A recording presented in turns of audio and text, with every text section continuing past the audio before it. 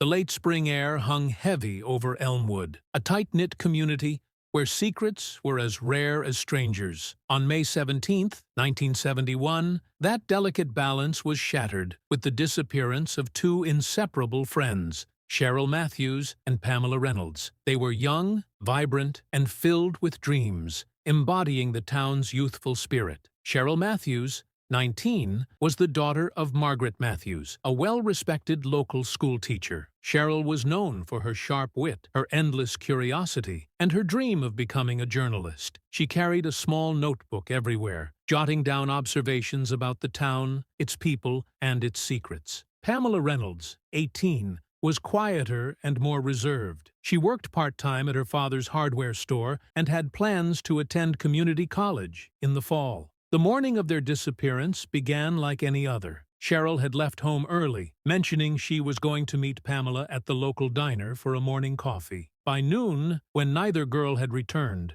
worry began to spread like wildfire through Elmwood's narrow streets. As the hours passed, anxiety grew, and by the evening, Sheriff Robert Kilmer, a veteran lawman with 20 years of service, was on the case. "Something's not right," Sheriff Kilmer said to his deputy, Frank Morrison. The initial search began methodically, checking known hangouts, questioning local businesses, and retracing the girls' last known movements. However, as the hours turned into days, their disappearance became more than just an ordinary case. Sheriff Kilmer organized search parties, combing the surrounding woods, farmlands, and abandoned buildings. Volunteers brought dogs, flashlights, and a growing sense of desperation. The town's calm facade cracked, revealing raw collective anxiety. Local rumors began to circulate. Some whispered about a drifter who had been seen near town weeks earlier. Others recalled strange occurrences, like a mysterious car parked on back roads and unexplained sounds in the night. The town's gossip mill worked overtime,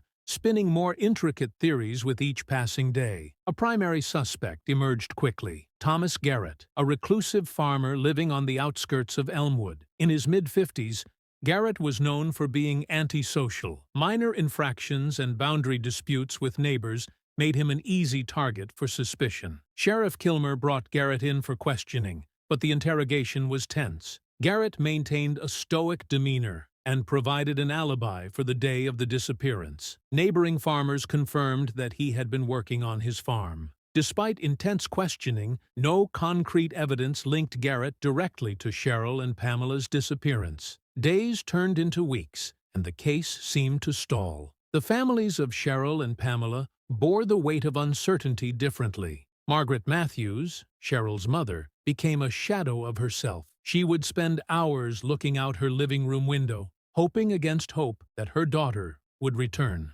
Pamela's parents, the Reynolds family, took a more proactive approach. They plastered the town and surrounding areas with missing person posters. Weeks turned into months, and the investigation's momentum began to wane. The FBI briefly got involved, but their efforts were eventually scaled back. By 1972, the case had effectively gone cold. Cheryl and Pamela became a cautionary tale whispered about by parents to their children. The town of Elmwood, once defined by its peace and unity, carried the unresolved mystery like a collective scar. As time passed, younger generations grew up knowing the story, but it felt like a distant echo, a tragedy that belonged to another time. In the local diner, in the barber shop, and during quiet conversations between neighbors, the disappearance remained a topic of hushed speculation. What had really happened to those two girls? The question lingered unanswered for decades, its weight felt in the quiet corners of the town.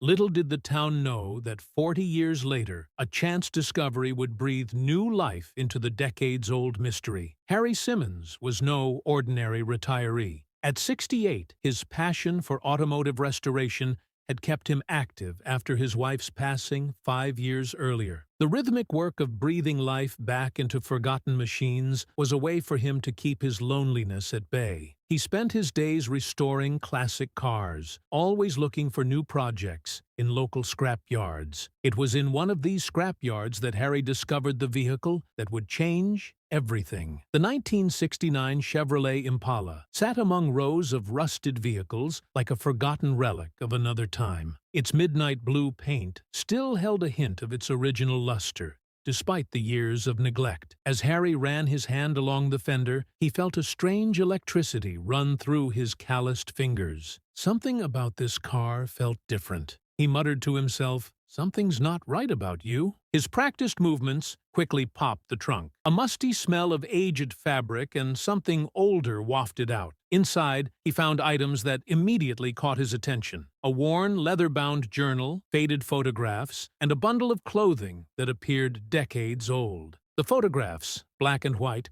featured two young women. One had a determined, almost mischievous smile. The other, more reserved but equally striking. Their faces seemed hauntingly familiar: Cheryl Matthews and Pamela Reynolds. The names surfaced from the depths of Harry's memory like whispers from Elmwood's most enduring mystery. He remembered the summer of 1971, the tension that had gripped the town, and the heartbreak of two families torn apart by an unexplained disappearance. The discovery of the car was a moment of profound realization. The items, especially the photographs, couldn't be just random remnants. They had significance, perhaps even evidence. Harry hesitated for a moment. He had lived in Elmwood long enough to respect the work of local law enforcement, but this wasn't just another piece of junk. These were clues. The instinct to do the right thing took over. Within hours, he was sitting across from Detective Sarah Reyes at the Elmwood Police Department, the items laid out carefully between them.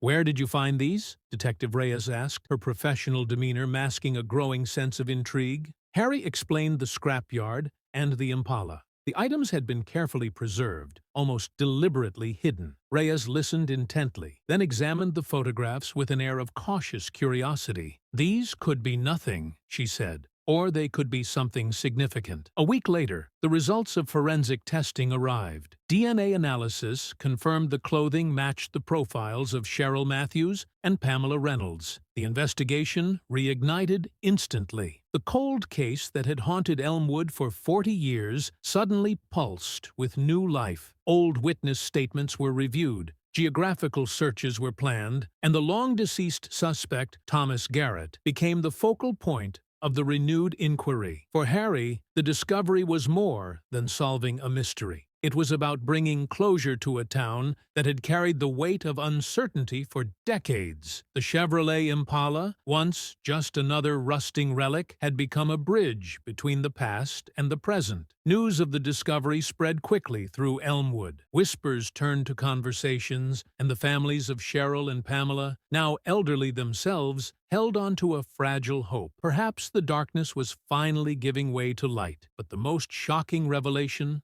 was yet to come. Late one afternoon, as the sun cast long shadows across Thomas Garrett's abandoned farm, Detective Reyes and Harry Simmons carefully searched the weathered barn. The dust danced in the golden light, settling on decades of accumulated debris. Harry's hands trembled slightly as he moved old wooden crates and rusted farm equipment. Then, wedged between a rotting support beam and an old toolbox, something caught his eye. A yellowed envelope. Harry called out, his voice breaking the silence. "Here!" Sarah carefully approached, her professional demeanor softening as she extracted the fragile document. The letter was written in Cheryl Matthews's distinctive handwriting. It was dated just days after their initial disappearance. "Dear Mom and Dad," the letter began, "if you're reading this, it means we've found a way to escape. Thomas Garrett tried to keep us captive, but Pamela found a way to unlock the cellar door. We're scared, but we're together, and we're going to find help." The implications were profound. Cheryl and Pamela had not been passive victims. They had fought for their freedom. Pamela had unlocked the cellar door, and they had escaped. Harry leaned closer, his breath catching in his throat. "They escaped," he whispered, a mixture of hope and sorrow coloring his words. The forensic team meticulously processed the letter and the surrounding area. DNA evidence confirmed Cheryl's handwriting, and trace elements matched the clothing found in the Chevrolet Impala. The discovery was a pivotal moment in the investigation. However, despite these breakthroughs, the ultimate mystery remained. What happened to Cheryl and Pamela after their escape? They had vanished, leaving behind only fragments of their story. The news spread like wildfire through Elmwood. At the local diner, Martha Reynolds, Pamela's elderly mother, listened as her brother read the letter to her. Tears streamed down her weathered cheeks. "They were brave," she said softly, her voice trembling. "My Pamela always was stronger than anyone knew." The investigation continued, but leads remained scarce. Satellite imagery, historical records, and extensive searches yielded nothing concrete about the girls' ultimate fate. They had vanished without a trace, like ghosts, leaving behind only fragments of their courage and their fight for freedom. Harry, however, found solace in one truth. The Chevrolet Impala,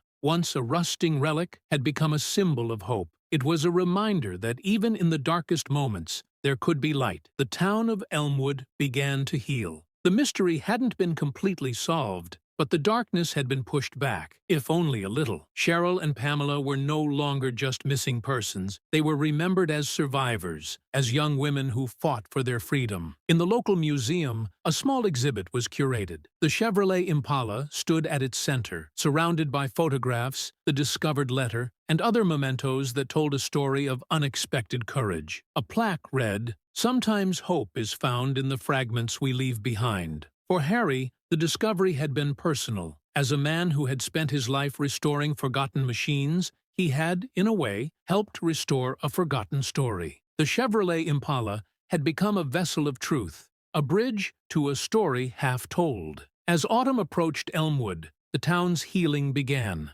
The mystery remained unsolved, but the resilience of Cheryl and Pamela had been honored. And Harry, standing before the Impala in the museum, found peace in the knowledge that sometimes the smallest discoveries could uncover the largest truths. Don't forget to like, share, and subscribe to keep up with more mysteries and untold stories. Let's uncover the truth together.